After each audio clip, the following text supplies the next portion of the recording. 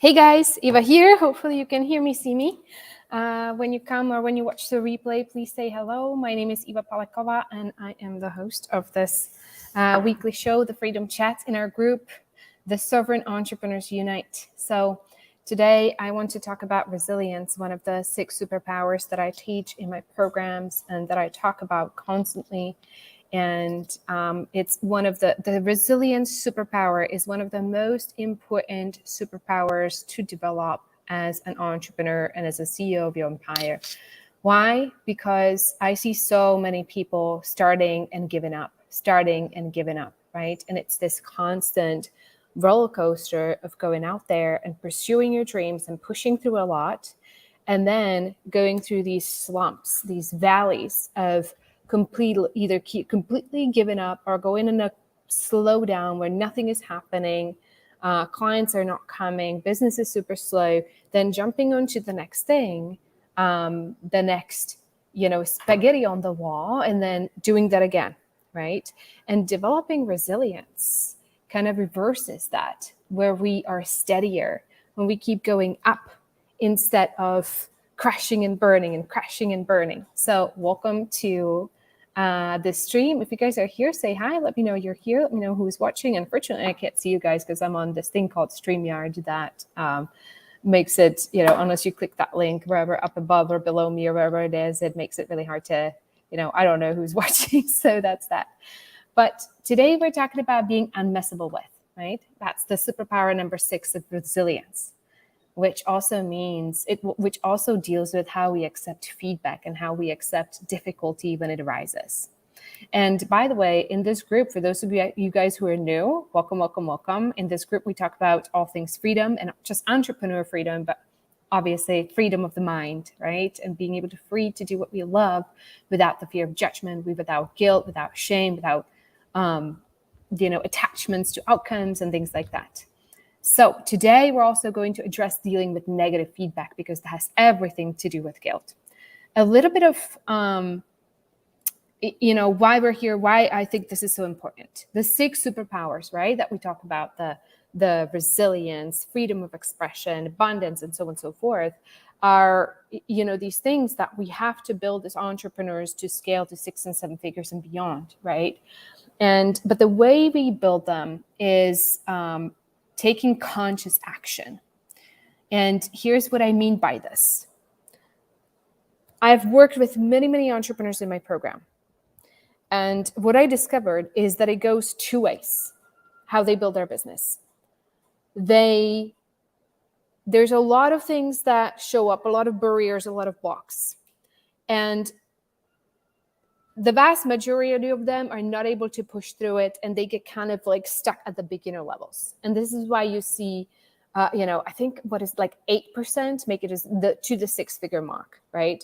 So that's the vast majority who can kind of like get stuck in the beginning, the visibility box, and this and that or the other. Then you have about 8% of entrepreneurs who push through, right? Who sort of like move through these blocks and just ignore all of the resistance and the fear and the judgment and the guilt and all of the above, and they just sort of push through. But then what happens is that the accumulated micro trauma that happens as they're building their business then bites them later, and they're unable to handle the volume of pressure, the client demands, the team demands, and then it becomes really difficult, and life becomes really hard, and they work more and more, right? So conscious action is the principles upon which I build the work that I do with clients. And that is this. And I invite you to really take this on, because it's so important. The conscious action principle is do the work, right? Take the action. Never stay away from taking the action. But as you are taking the action, accompany it with consistent processing of the resistance, emotional releasing any blocks that arise every single day. It's like you get yourself into this super conscious space where you're noticing everything as it arises, and you're able to transmute it and dissolving as it arises, right? For instance, last week we were on vacation, but before we left, I gave all my clients a homework, and that was to go live 5 times that week. And as they were going live, as they were talking about stuff and, teaching in their communities, to do 10 minutes of emotional release before they did that, to transmute all the fear, all the shame, all this like, oh my God, what are we going to say? What are they going to think before they went live?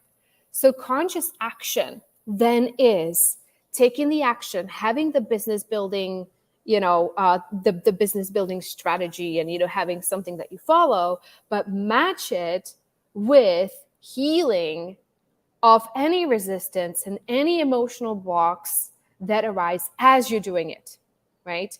And what I believe strongly than anything is that business is our medicine, right? We all came here to heal. We all came here to transmute. We all came here to, expand our consciousness. But, and what businesses does, it allows us, it gives us the medicine, it gives us the triggers, it gives us the difficulties. And if we treat it as such, we can use these triggers that arise from our clients, from our prospects, from the sales process, from being visible, going live. We can use that as a mechanism for our own healing and expansion, which then allows us to expand our capacity to welcome more clients in, to welcome more people into our community, to hold space for more people, to feel safer in the world, right? Because if we don't do that, like imagine I just handed you 200 clients, what is going to happen, right? It would not feel very safe. You would be probably on your phone day and night answering to their requests, and you would go into, a lot of anxiety and things like that, right? So today, talking about resilience, resilience is the ability to respond in difficult situations with love and self-acceptance. And that has everything to do with guilt, okay?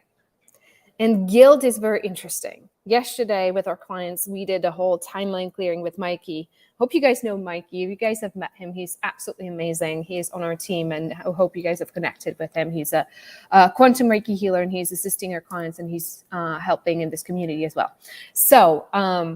So we did, Mikey and I call it a session on clearing guilt out of all of our system. And it was just absolutely wonderful and beautiful.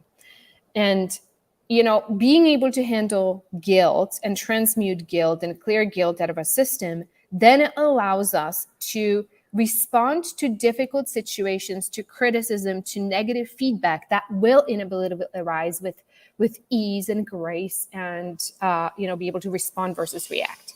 So I want to bring to you some questions to ponder for today. And that is, I want you to see for yourself how you respond to negative feedback so that you can clear it.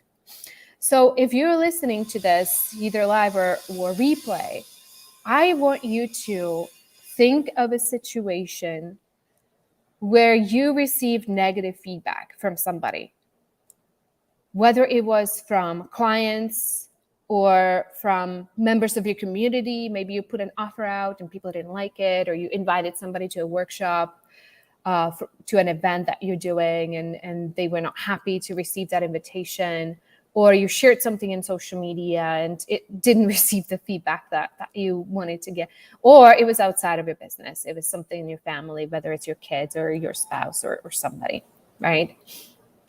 So once you get that, then I want you to dig in and how did you respond, right? And I think yesterday I was kind of streaming what are the different ways we did respond, and I got to 9 different ways that I've seen myself and others. These are all the same, right? These are all the things that I've experienced and the ways that I've reacted and the ways that we, react really when we receive negative feedback, right? Because again, that has everything to do with guilt, because the guilt will make us respond in ways that are inauthentic and that create more pain in the situation, right? And so the first way is blame, right? And I will tell you quite frankly, because I used to run a restaurant, 2 restaurants actually. And when somebody showed up to work late, I knew what was to come, because I kind of learned to understand the human mind and what happens when somebody does something they're not proud of, when they feel guilty about something, right? it would literally turn into a make wrong like 2 or 3 hours later. It's always like that. They show up late, and I always felt like I had to make them feel better about it so they could forgive themselves for showing up late, because if not, it would turn into, oh, really, you run the restaurant wrong and this and that or the other. It would they would need to, project it out and get resentful, right? There was a whole book written on this, something about being in a box. I can't remember the title of this. I'm going to have to look this up for you guys, but it was a really, really good book. When we are out of integrity, we tend to turn to blame and seeing how the world is sort of doing things wrong, right? So that's one way. That's really one way we deal with guilt. The other one, the second one, let me check, see if there's any comments. Okay, we're good. The second one is avoiding people, hiding, or being fearful, right? And this is going to happen to those of you who have who are running group programs and who have a number of people in your program. Because to tell you the truth, you're always going to have clients who are unhappy. You're always going to have clients who are nitpicking what's wrong in the program, what's wrong with your program, what's wrong with your methods or whatever. That's just the name of the game. As a coach, as a consultant, once you have a larger number of people and you're going beyond one-to-one and you're transitioning into one-to-many, that is just bound to happen, right? But the way I find myself reacting is that I wanted to run away from it. I didn't want to deal with it. I just wanted to avoid it. Right? I had such a hard time, receiving. I was just I don't want to deal with it. I'm just screw this. I'm not going to, I'm not going to deal with this. Let me just go do something else. Give me go hide. Let themselves deal that with themselves. Right? So that's another way we can deal with negative feedback. Some people please and shrink, right? When you go to the situation where you last received negative feedback, did you puff up or did you shrink, right? Because we do one of those things. Very few of us are able to stay grounded, right? Unless we have actually processed and released all the guilt. Most people are not able to stay grounded in their power. We either need to shrink or we will need to puff up, right? So people pleasing and shrinking is one of the ways, right? When we go oh my gosh, I'm wrong. Of course she's right. Of course I'm wrong, right? And I see that sometimes with people. I've seen that with some of my team members when I tell them they did something wrong and there's this immediate shrinking, right? And I've recognized that with myself as well, with my former bosses and people like that. So notice that when a client gives you feedback and you immediately go, instead of discernment, you go into saying, oh my gosh, I did something wrong. I'm terrible. I'm bad. Right? Another way is another thing we do is staying in relationships, whether it's client or personal relationships, longer than we should, because we're making up for the guilt, right? And this really very much reminds me of my marriage. I was married for 7 years once upon a time. And I knew it was wrong. I knew it wasn't wrong, but it wasn't, it wasn't a soul. Let's just say it wasn't a soul-led decision from the beginning. But out of guilt of marrying this human being, who, by the way, is a wonderful person, and we're friends to this day, and I'm just very, very grateful to him. But I felt so guilty. And then I felt like I needed to make up for it and stay in a relationship for another 6 years after I realized that, because I felt so guilty and didn't want to cause more pain, right? So sometimes, guilt of taking on a client, oh my gosh, I knew this client wasn't right for me, but then we keep going with it, right? So be super, super mindful of it. Do not let guilt make any decisions for you, right? Oh, this just came to me. We do that with coaching programs too, right? Sometimes we will keep ourselves working with the right coach in the now because we still feel guilty about the investment that we made in the past that we didn't pan out. And we need to punish ourselves into infinity about this, right? It's sort of like this, Jay and our team calls it the crap car thing, where you have a crap car, but instead of buying a new car that is going to cost you no repairs and there's going to be no investment. You're just going to pay the CarMax $250 a month payment or whatever. Instead of that, you keep pouring more, like $700 a month or something, into repairing the old car, right? So that's one way we deal with guilt of the past decisions, right? So that's number 4, right? It's like we've covered 4 ways we deal with negative feedback, or we deal with guilt. The next thing is puffing up, right? Which I already also mentioned. It's sort of, somebody gives us negative feedback and we immediately puff up and we need to defend ourselves and we need to, be bigger than them, right? Another way we play is we deal with it is we play the victim, right? Somebody gives us negative feedback. We need to play the victim. We need to make them see our perspective and our sob story and, how we're innocent in the situation. It wasn't our fault. And we sort of want them to understand and we want their reassurance, right? So notice when you do that. Super, super, super important to because these frequencies of victimhood and shrinking and minimizing ourselves, right? Those are the lower frequencies. And once it just becomes a pattern, it's very difficult to unwrap it and get ourselves out of it. So we need to be conscious of this. There's also, this one is very, very, very toxic and very detrimental to your business. It's this giving up and starting over, right? And it happens to entrepreneurs at higher levels, actually. This happens in our higher level mastermind when we have a number of entrepreneurs who are between the 6 and 7 figure mark.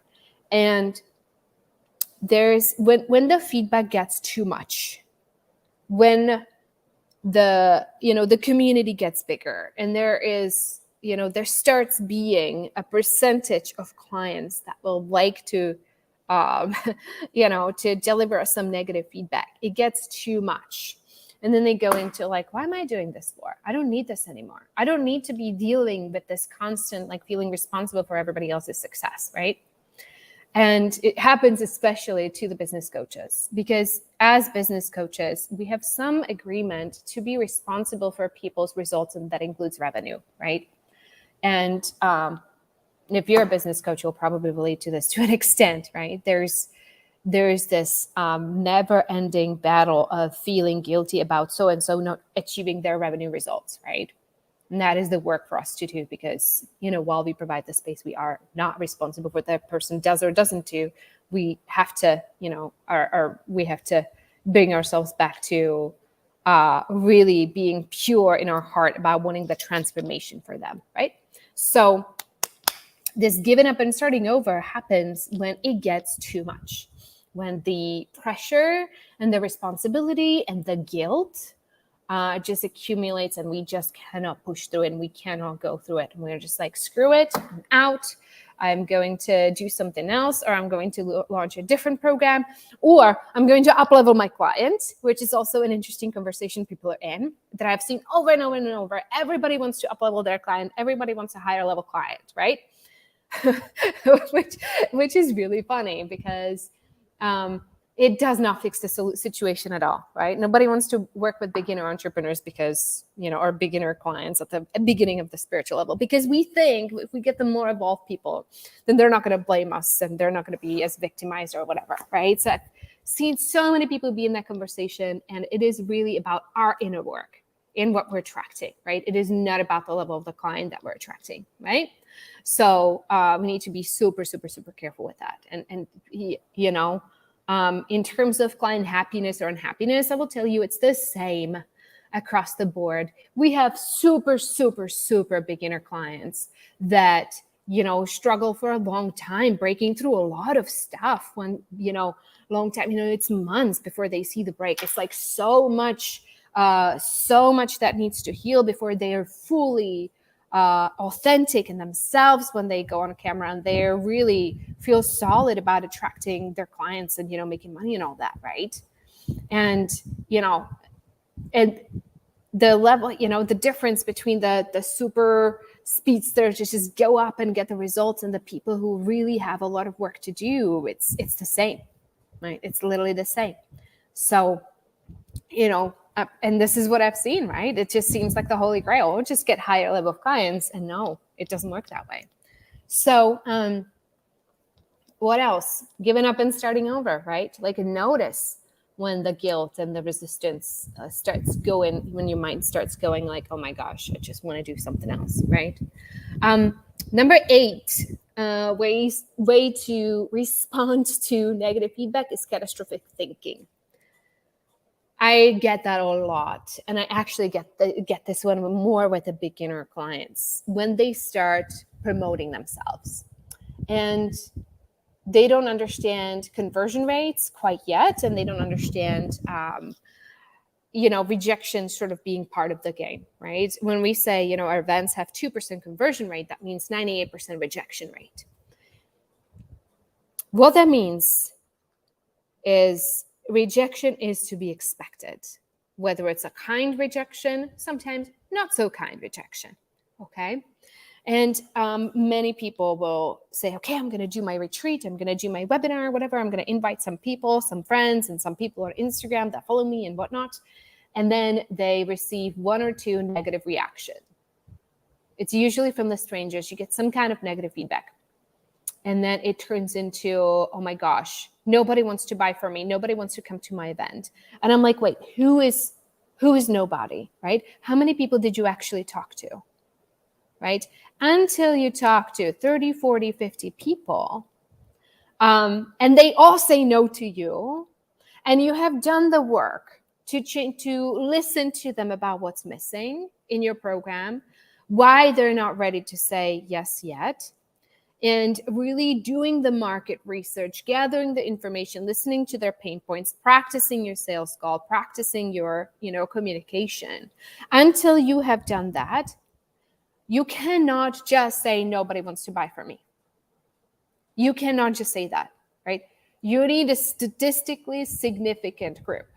So this catastrophic thinking really gets in the way, and invite you to really start being objective about the feedback that you're getting, and really look at the statistics, look at the numbers, right? Did you go 30, 40, 50 consults or connect calls and really getting, really asking for feedback on your program and on the events that you're launching and whatnot? If not, do not tell yourself that, nobody wants to buy from you. So that's about 8 of them. Ooh, we're out of time, guys. I gotta run. We can continue the conversation next week. Here's the thing. I have a meeting on my schedule set that I have to jump on for. But tomorrow, for those of you who are new to the group, who haven't attended, we're doing a 90-minute workshop on stopping the censorship of ourselves to be fully free in our expression with others. I'm going to show you a 5-minute exercise that you can use to dissolve your own resistance to whatever shows up in your business. And it's a powerful exercise that I do every day, several times a day. It's changed my life. It's changed my business. It's changed the businesses of my clients as well, and allow them to grow with a peace of mind. So for those of you who are not registered yet, or, a lot of you who came to this group newly already are, but those of you who are not registered yet, the registration is at leadersbreakfree.com/workshop. So go and get yourself registered. It's tomorrow, actually, in the evening. It's 7:23 p.m. Central Time evening, 7:23 because it's my dad's favorite number. Or it might be 8:23 for you Eastern, 6:23. No, 8:23 Eastern, I think it is. So I'm looking forward to seeing you there. We're going to get to know each other a little better. We're going to do the resistance release exercise. Super, super, super powerful. And you're going to uncover some ways you're holding yourself back in your business you didn't know. Thank you so much for listening. Thank you so much for being here. I'm excited to meeting everybody in person. And please let me know any comments underneath about any insights that you got out of this. Feel free to invite any groups, any friends that you have into this group who you think might benefit from these trainings. Everybody's welcome. And feel free to share, introduce yourself in this group. Let us know who you are, what you do, what's your favorite modalities that you like to practice with. We're here. We're all here to support you. Me, Jay, and Mikey on the team, and Selena as well. We're here to build a community and help you through whatever you need to, move your business forward and be a freer person in life. So thank you so much. I will see you guys tomorrow.